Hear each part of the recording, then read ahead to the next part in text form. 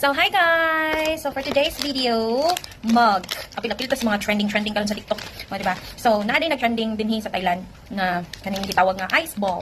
Kani. As you can see, ano na siya? Grape flavor, red grapes. And then, ano na to? Ilawan na to. Nganong trending din siya, no? Rata naman siya guys, nag-trend ka lang siya sa 7-Eleven. Pero grabe ka trending. Kasi, atay kustingan. Yan na to. So, pati ako mga estudyante, mga teacher, you must try. Pwede daw ni siya ibutang sa, ihalo sa tubig din, no? So, mani siya ang sulod, guys, oh. So, try na to. Isa. Ready?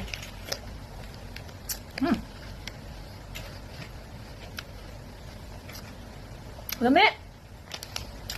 Lami, pero, siya, grape juice, na, di porma bula-bula.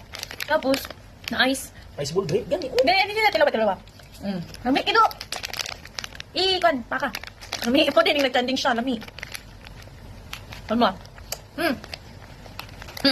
So, bugno kayo siya guys, kasi syempre ice siya.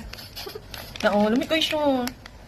So, ang sunod na kong atilawan ani pohon is ang katong color green. Wala ko bulo unsay flavor ato pero yeah, mo to siya ang ikaduhang nga trending pot. Lami siya. Ang bantay sagon nila sa green apple. Try na ko. Pero yun mo ako mga estudyante. Mas lami daw ning purple kanina grapes.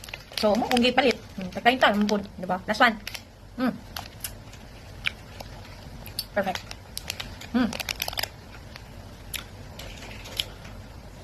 Brain freeze. Lami siya guys. You must try. Basta naani din na sa Pilipinas. Kulit mo sa 7-Eleven diha. So, di ba? Try na guys. Di na ako ni makulot. Kaya gabi kayo pang ngilong sa ngipon. Or lami. Approve! Bye!